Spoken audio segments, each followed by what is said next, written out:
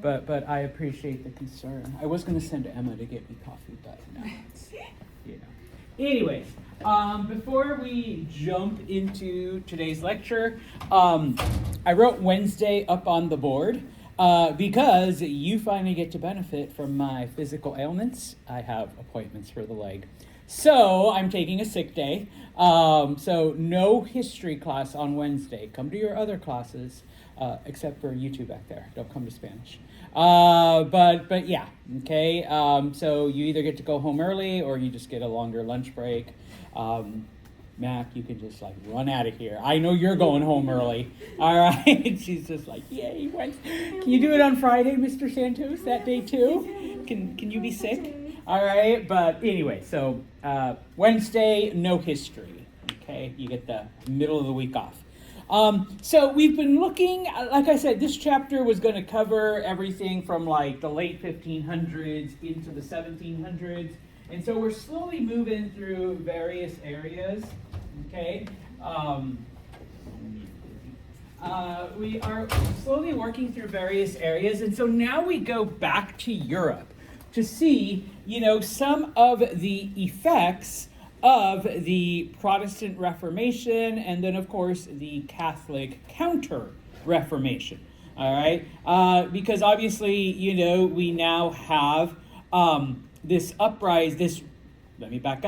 religious uprising, but because religion and politics are so intertwined, especially in the, you know, 15 and 16 and 1700s in Europe, it's going to affect pretty much everything. And so, for about 100 years after Martin Luther, most of the wars that occur in Europe, and it's European against European, are basically Protestant versus Catholic. Okay? As I've, you know, kind of jokingly said before, you know, my Jesus is better than your Jesus, okay? And so these sides then are fighting over which religion will be practiced, okay? I briefly mentioned this in the last chapter, but now we will look at it in more detail. Probably one of the most vicious religious conflicts is the 30 Years' War, okay? Can you guess where we got the name from? It lasted 30 years, give or take. All right, I think it was like, you know, 31, you know, but I like barely made it into 30, but 30 years sounds better. Okay, most of it, okay, not the entire war, but most of the war occurs within the boundaries of the Holy Roman Empire. Okay, where it was the Protestant kingdoms that were basically fighting against the emperor and the Catholic kingdoms. Okay, so you know they're going back and forth. Okay, now, like I said, most of it happens within the boundaries of, you know, the Holy Roman Empire, which today would be, I guess, modern day Germany. All right, but there are some slight other conflicts in other parts, okay? The King of Spain dies without an heir, okay? And so it just so happens that there is a princess who happens to be married to an Austrian prince. And so the Habsburgs, okay, the rulers of Austria, are pushing for this Austrian to become the King of Spain, okay? Because, okay, you know, he's married to one of the Spanish princesses. Thank you, Spanish princess. And so, like, he's royal, she's kind of related to the old king. And so, like, yeah, it all works, okay? Of course, people are afraid that this is going to give too much power to the Austrians, to the Habsburg family, all right? And so, you know, the French want to interfere because, and it happens later, but there is also a French prince who happens to be married to a Spanish royal person. And they're like, well, why is she better than this Spanish princess? And just because she has a French husband and she's got an Austrian husband, okay? And of course, the people in Spain are like, we don't want to be ruled over by some Austrian, and we don't want to be ruled over by some French guy. We don't care that their wives just happen to be Spanish, all right? We've got plenty of other Spanish royals running around. I mean, maybe they're distant cousins and cousin of cousin, whatever. But, we can make them, the new king. So that's part of it. And then, of course, remember that the Netherlands are under the control of Spain, and so they're using this religious war as an excuse to, get support and try to gain independence from Spain, okay? Remember that the Dutch embrace Calvinism, which already is fundamentally opposed to Catholicism, all right? Now, some of the things, though, about the 30 Years' War and why we bring it up. Some people say that this is one of the first modern wars because, number one, it is the first war where civilians are attacked on purpose, okay? Normally and historically, okay, armies would face each other in a field and would only attack each other, okay? And so one side wins, one side loses, and there you go. Okay, now, yes, on occasion there would be, plundering and pillaging and burning and, stuff like that, all right? But predominantly the battle would take place between armies, okay? And the losing side ran away and the winning side takes over, okay?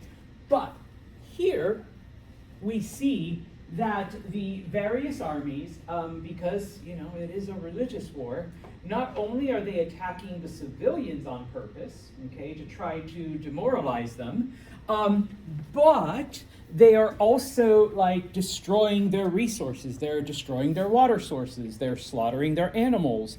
They're burning their crops, okay? And so this way, not only are we killing you, but if we don't get you directly, we're also, making your life difficult. We're making you suffer, okay? Do you really want to be Protestant, okay, type of thing, all right? It is estimated that over a third of the German population gets wiped out during the 30 Years' War, okay? And so, you knew this was coming, all right?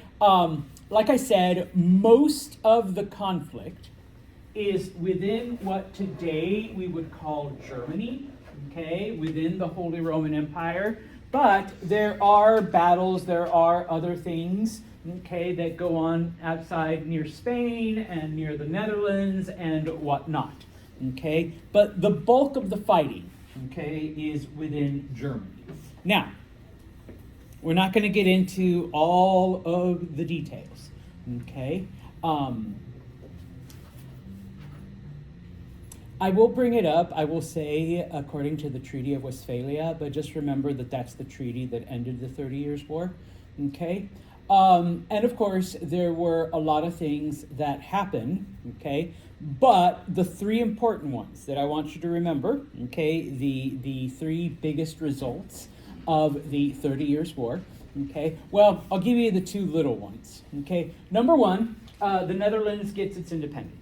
Okay, so the Netherlands becomes its own country, and so they are now free to go out and make money and do all of their thing. Okay, number two, yay, the Habsburgs become kings of Spain, and so now for the next, I want to say 180 something years. I used to know the exact number. No, 220 somethings. There is the Austrian Habsburgs. God, I cannot say that German name. All right, I'm going to put a Habs, okay? And then, of course, over in Spain, you have the Spanish Habsburgs, okay? They're basically cousins, all right? So you have one part of the family ruling Austria, one part of the family ruling over Spain, okay? And so the Habsburgs as a family are pretty powerful, okay? Because no matter where you go, and of course, remember, Spain controls most of the Americas.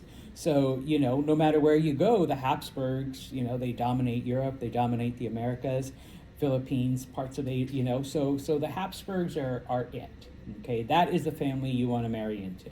All right, type of thing. Okay, spoiler alert, eventually the Spanish Habsburgs die out, same thing. They, king doesn't have a son, no one to inherit. None of the Austrian Habsburgs want to move to Spain. They're like, we have to learn Spanish, fuck that, And so actually a French prince takes over, okay? But anyways, I digress. But the most important thing that comes out of this, okay, because the war really doesn't produce a clear winner, okay, they all agree, all right? If you are Catholic and you live in a Protestant kingdom, you can move. No penalty, no anything, okay, to an area where the rulers are Protestant. And vice versa. If you're a Catholic in a Protestant kingdom, then you can go to a Catholic kingdom, and now you can have religious liberty. Because one of the aspects of feudalism is that you cannot do anything without the landlord's permission. So if your landlord was Catholic and you were Protestant, then you're screwed, okay? Or vice versa, if your landlord was Protestant and you were Catholic, you were screwed.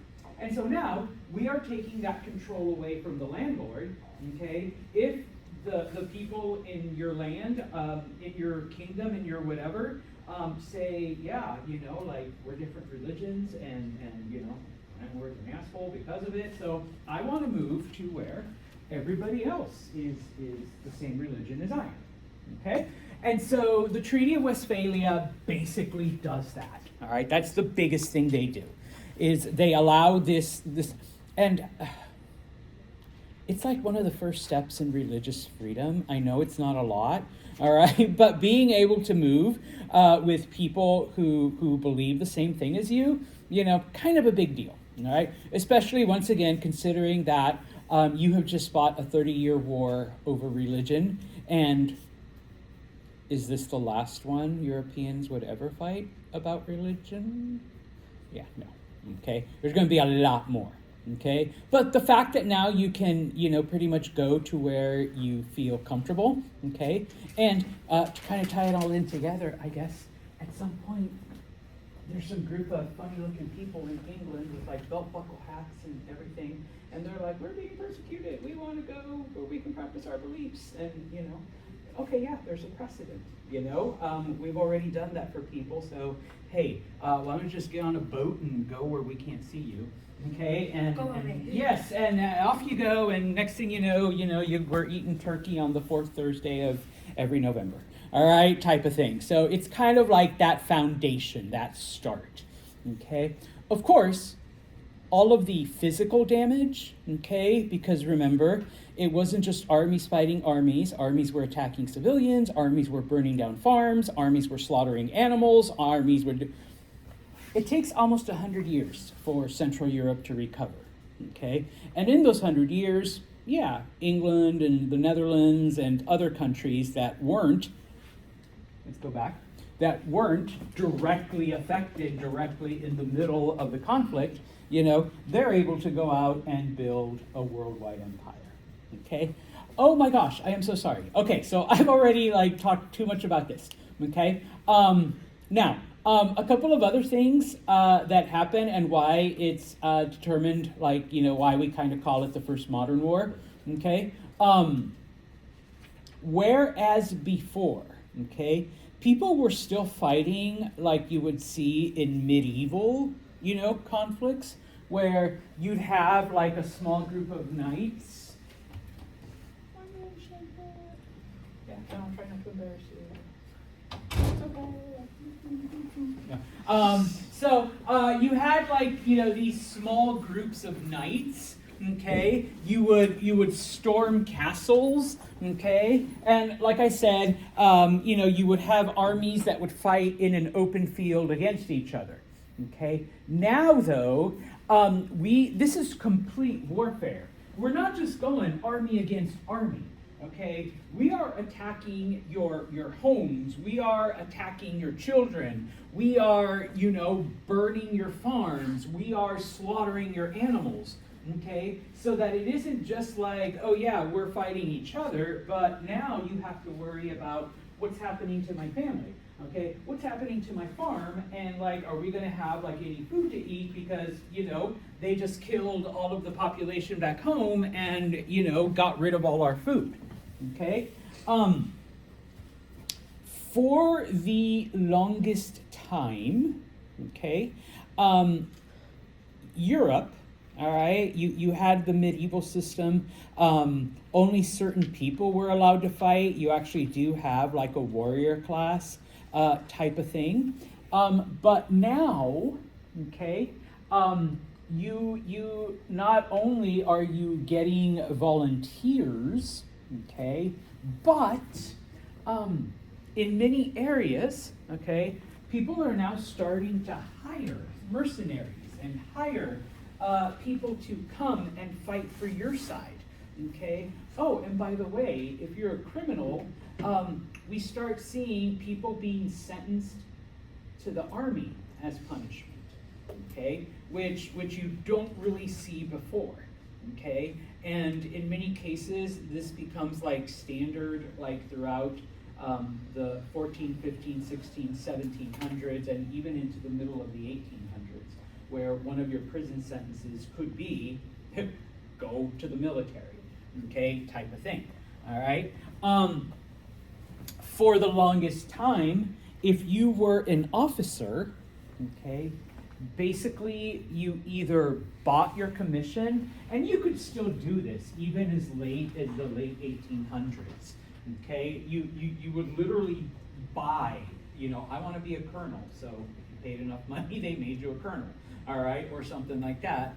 Or you were just born into it. Okay, only landowners were ever appointed officers, especially in places like England and France. Okay, so if you came from a family that was poor, all you could ever be was a foot soldier. Okay, you could never lead. You could never be an officer. Well, during the 30 Years' War, okay, we start to see that begins to change. Okay, so that people are being recognized for their skill, just because you are the son of someone who's poor and lower class and can't buy a commission and doesn't own any land. But turns out you're a pretty good warrior. Good job, Michaela. All right, so then you start being promoted because of that, as opposed to Schmitty here, whose family's very rich, and they're like, yeah, we want Schmitty to be at least a lieutenant, maybe a captain. And they're like, okay, how much money can you give us? All right, type of thing. And it's just like, okay, it's Captain Schmitty now. All right, so yeah, okay. Oh, and of course, first war where cannon and gunpowder are used widely. Okay, and so European armies are switching now from swords and lances and shields and the things that we think of as knights, to bang bang, pew pew, okay, firing at each other. Okay, and so yeah, obviously it changes. It leads to like a huge change, okay, in combat. All right.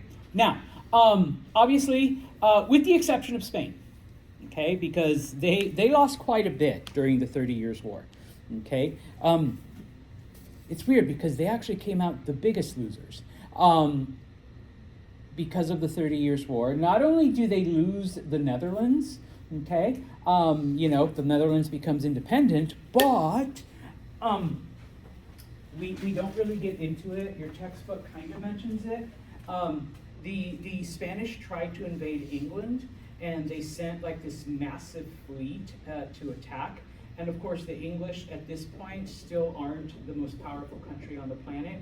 But a storm comes out of nowhere and destroys the Spanish Armada, the Spanish fleet, okay? And so the English fleet, after the Spanish have been weakened by this storm, they are able to, number one, like defeat the Spanish in conventional battle, but Okay, the English also, because their ships were smaller, they're able to like maneuver a lot faster, and a lot of times they would set like a couple of their ships on fire and like kind of like suicide runs and like send them in between the Spanish ships, and then the Spanish ships would catch fire. Back then they were all made of wood. Okay, so, all right, but every other country pretty much makes out, okay, especially, all right, the Dutch. All right, number one, they gain independence. Okay, like we said, one of the effects of the 30 Years' War. All right, remember that the Dutch, of course, they took advantage of a religious war to advance themselves. Okay, they were Calvinists, so they're not interested in spreading religion. They are interested in making money, though. Okay, and so, because, come on. They're like right here. Okay, so they're right by the ocean, number one. All the places to make money. Okay, you got to get on a boat. You got to go to India. You got to go to Asia. You got to go to Africa. You got to go to the Americas. Okay, and so the Dutch become innovators in the construction of ships. And so over time, it is Dutch ingenuity that produces ships that are bigger, ships that can ships that can transport more and more cargo with fewer men. Okay, so they come up with a lot of the things that, like, okay, it used to take like 6 men. Sorry, guys, 6 men here to row whatever. But if we can cut that down to 2, okay, so by different rigging systems and by different sails, all right. And I know it's not like automation, but I had to take a class. If you loop ropes a certain way, like one person could like do the work of like 5 if they were just pulling one thing. They used to have it at the most in Syracuse, where like one person, it's like tug of war. You pull a rope and it only produces a certain amount of force, but then on the other side, there's a rope and it's like loop, loop, loop, loop, loop, loop, and like it increases your strength by however many. Don't laugh, Bailey, it's true. Okay, have you done it? No? Okay.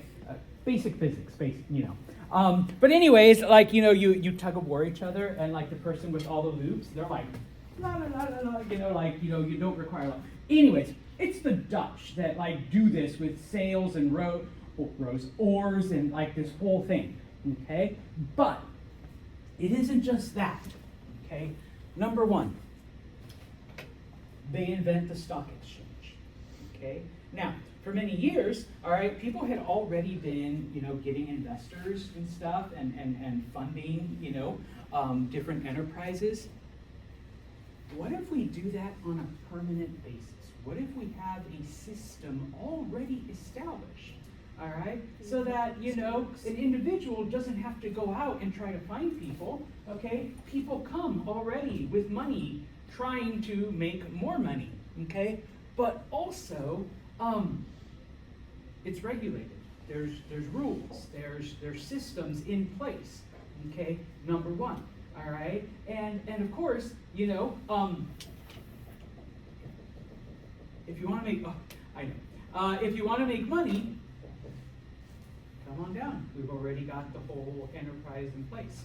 Okay, today obviously it's like much bigger. Okay, when it comes to an exchange bank.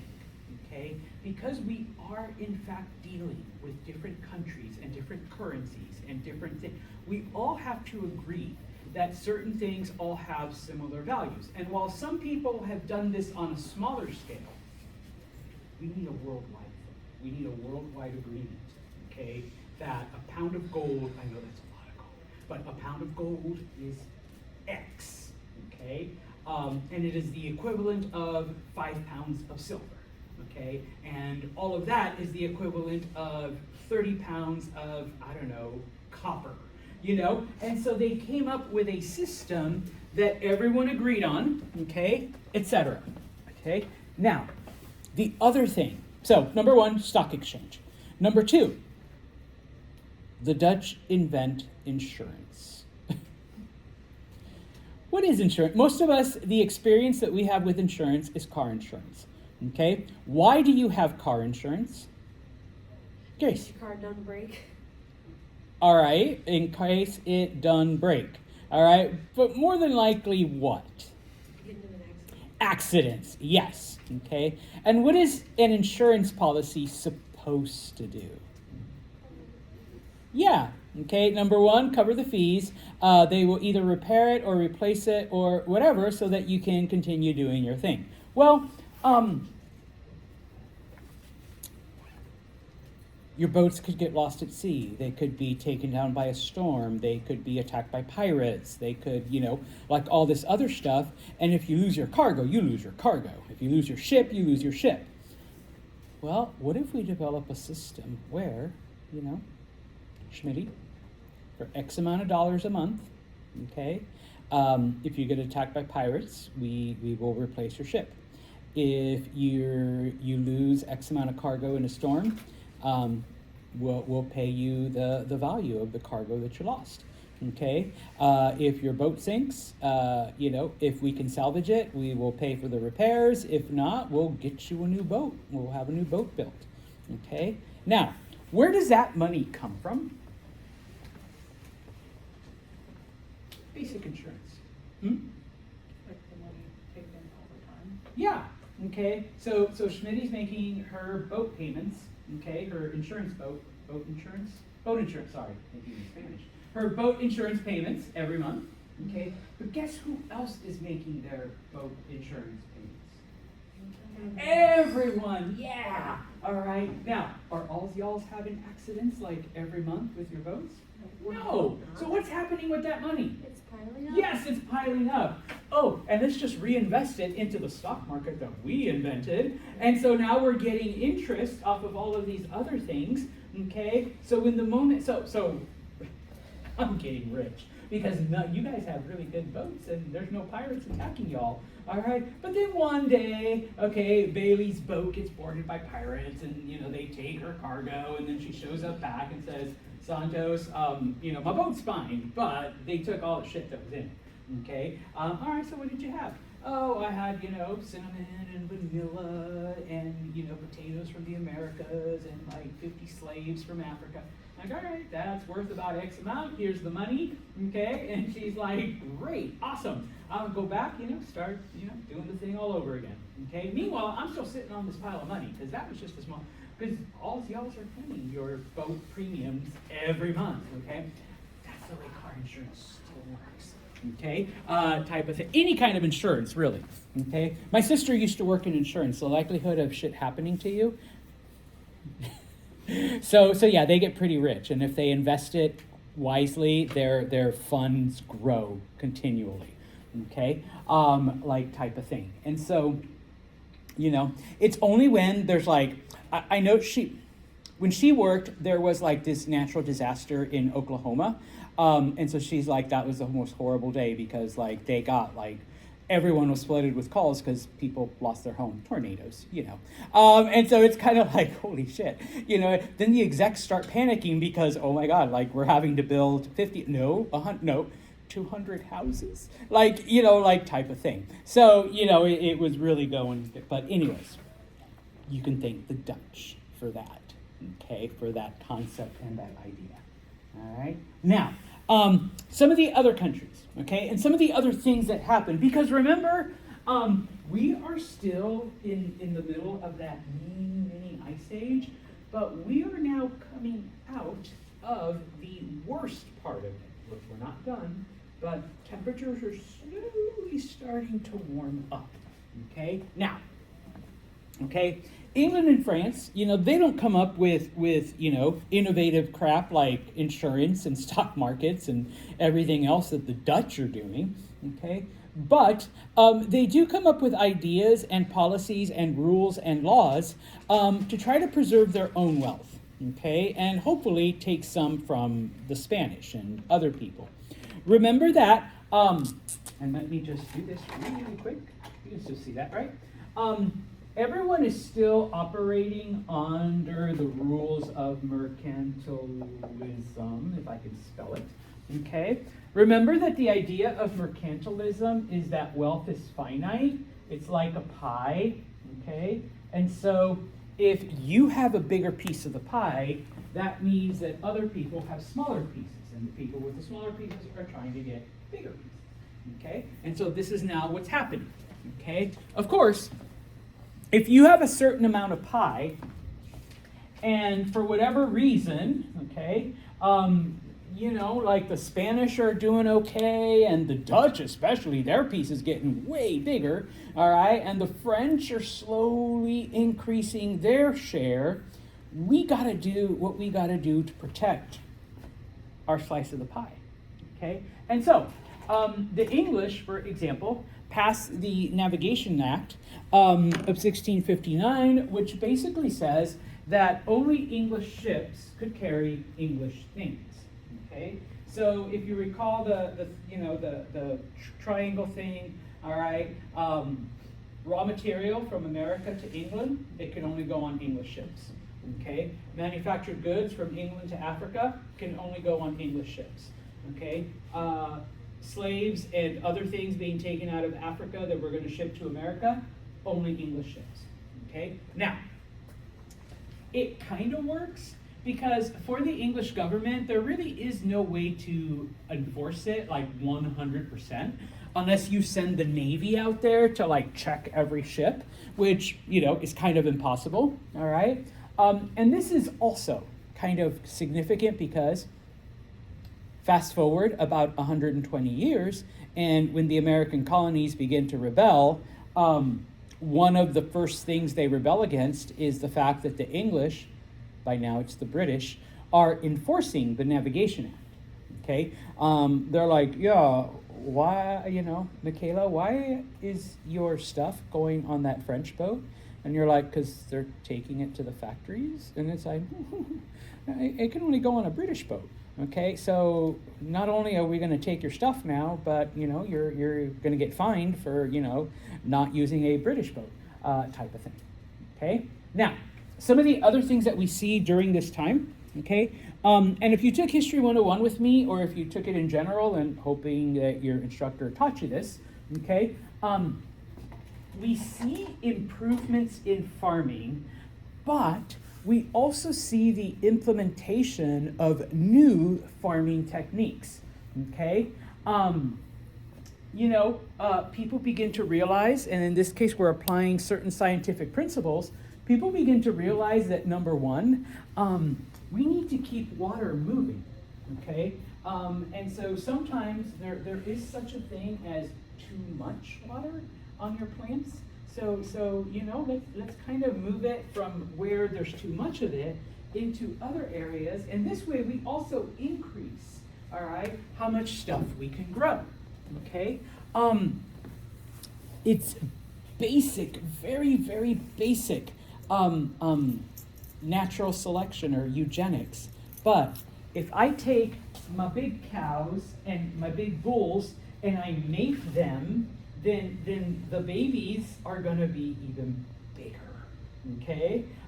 If I take my sheep that have the biggest, fluffiest wool and have those mate, okay, then all of my sheep are going to pass on that gene with the biggest, fluffier wool, okay? And so we begin to see not just larger livestock, but larger herds, because now they're like encouraging them to like mate, year round and putting them like, in certain areas type of thing, okay? And so the other ones begin to die out, all right? Now, the Chinese, about 1,000 years earlier, are the first to come up with this, okay? And Europeans did it on a very, very primitive level during the Middle Ages, but it isn't until the 15 and 1600s that they do it much more effectively, okay? In that they divide their fields up into 4, okay? And number one, you always allow at least one field to not grow anything. Because no matter what plants you have, they always drain the soil, always, okay? And it doesn't matter what it is. Now, some crops drain it faster than others, okay, number one. Number two, okay, the following season, you rotate so that now you know, that one is empty, okay? And you're allowing the field to replenish itself naturally, okay? Now, eventually humans would figure out that there are things that you can add to the soil, you know, and then eventually they invent chemicals that you can add, and it speeds this process up, okay? But also, okay,